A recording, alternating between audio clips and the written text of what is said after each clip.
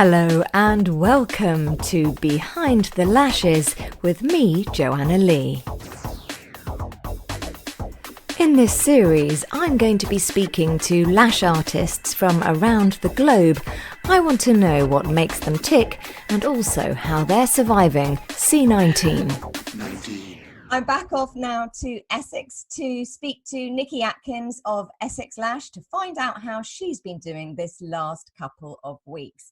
Nikki, hi. Hi, Jo. You all right? Yes, I'm good. How are you this morning? Yeah, all good. All good. Yeah, feeling good. That's good to hear. Now, listen, I have had so much brilliant feedback and lovely messages about your last interview. So many people have listened to that podcast. Have you had a good response?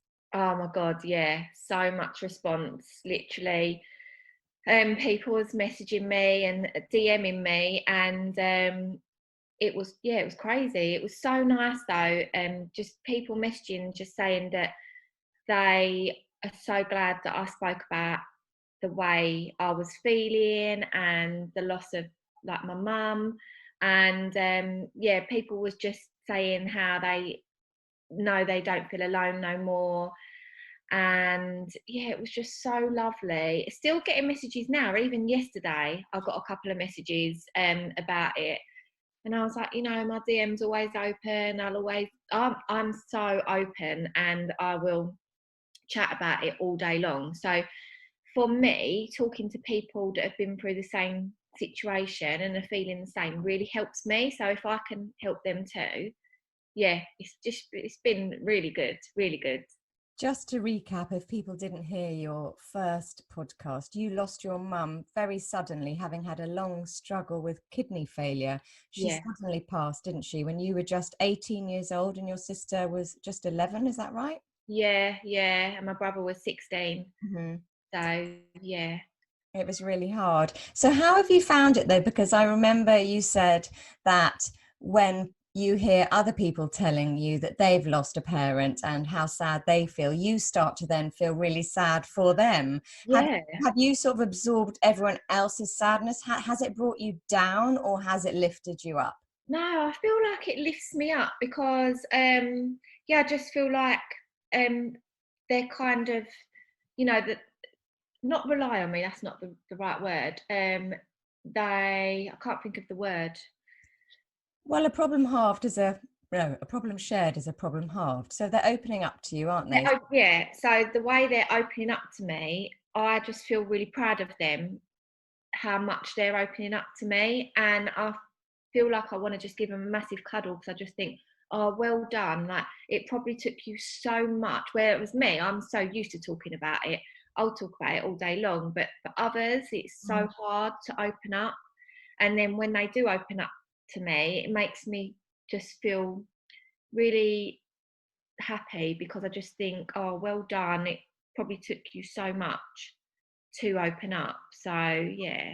I totally empathise with that because when Dion interviewed me, one of my three things was that I'd spoken to you that day and that you had shared this with me. And I felt really privileged that you had shared that with me. And I think it's a real honour, and it's that sort of warm and fuzzy kind of, through adversity, you kind of, I don't know, it's part of, joining together and Exactly. And it does make you feel really warm, and then you kind of then build relationships with them people and you check in on them and how are you, and things like that go a long way.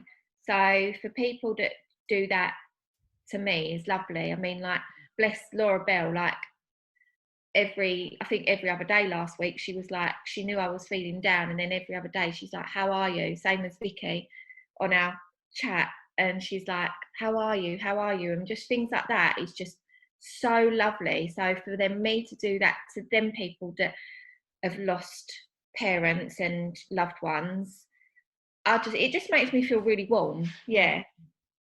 So we've had another 14 days of lockdown. I know you were finding it quite hard because you're at home with your wine and your two boys.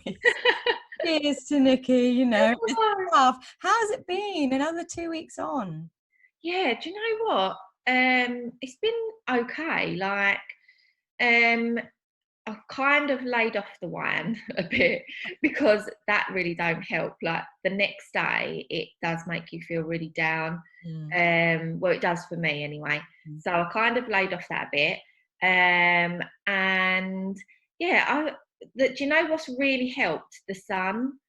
I'm literally such a sun worshipper. So for me, last week when the sun was out, I was so happy. I was literally laying in the sun every single day catching a tan. Yeah, so I had one down day this week, and that was Tuesday. I felt really rubbish on Tuesday.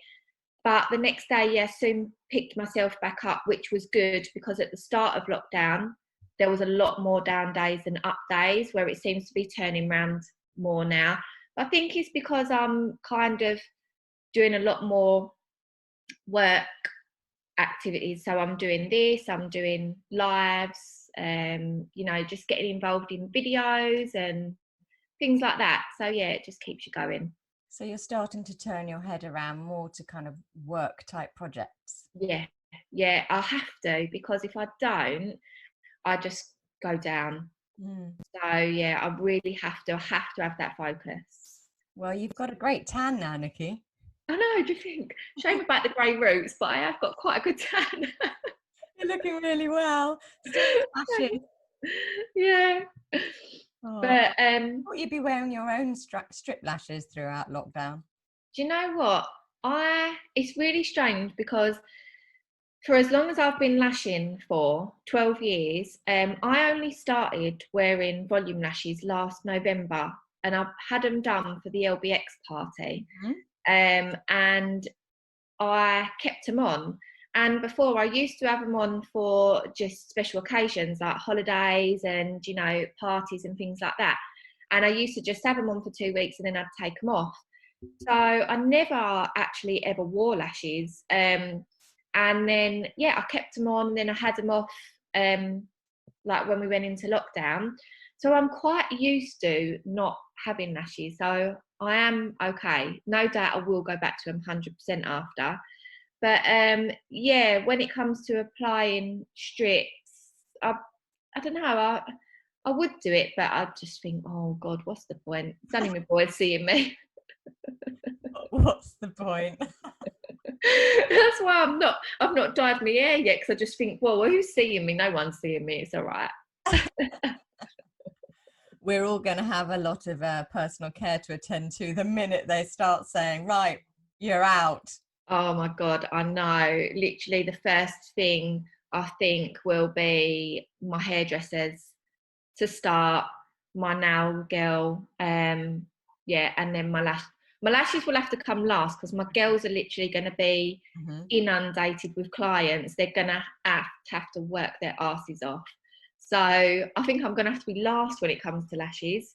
Last line. What's your plan for coming out of lockdown and how you're going to run the salon? What are you just going to literally work practically day and night 7 days a week until everyone's got their lashes back on, or have you got a plan to stagger things a bit? Well, I think what I'm going to do is I'm going to get a brand new diary and I'm going to go through everyone that has been booked in throughout lockdown, and I'm going to give them a chance to book first, because obviously we're not going to be able to lash absolutely everybody in the first week. And plus as well, you got, obviously we're going to have them come back for their infill, so we can't obviously have everyone back in 1 week. It's got to be scattered. So I think, yeah, I'm going to get a brand new diary. I'm going to offer the people first place who have been booked in, and then I'm going to go from there. So yeah, it has got to be scattered, and some people are going to have to wait. Not everyone's going to be able to be lashed first week. But yeah, so that's how I'm going to try and work it. How many clients do you have, sort of regulars? Oh my God. You ever worked it out? Do you know what? I've never actually worked it out. So I've got 9 girls, and yeah, so obviously all of them and myself, and yeah, I haven't actually worked it out. I kind of need to do that really, but a lot. That's a lot. That's a lot of A staff lot. you've got there. Are they all employed or are they self-employed? No, they're all self-employed. Yeah. Yeah, we just found that that was the best way to work it. And to be honest, the business now, 5 years later, it kind of just runs itself. The girls have all got their regular clients, and it just ticks over, and they're all so great, and they come in and they do their work and they go, and we're all such a good team. um yeah, it just works and it just ticks over itself really, so it's nice. Have you ever had a situation where a girl has left and nicked your clients? Yes. Yes. Yeah. Is there any way to stop that? No,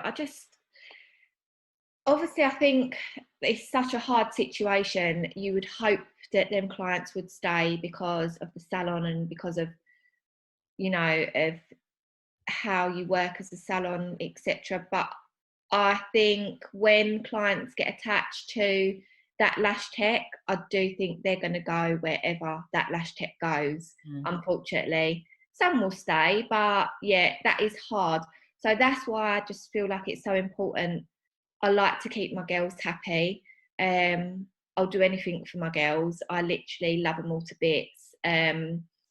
And yeah, so for me, keeping my girls happy is really, really important. So yeah, but unfortunately, yeah, things like that, Do happen. it does happen. Yeah. Have you found ways to try and keep your girls happy during this period of uncertainty when they still haven't got any income coming in? Not necessarily financially, but what other things have you done to keep them happy?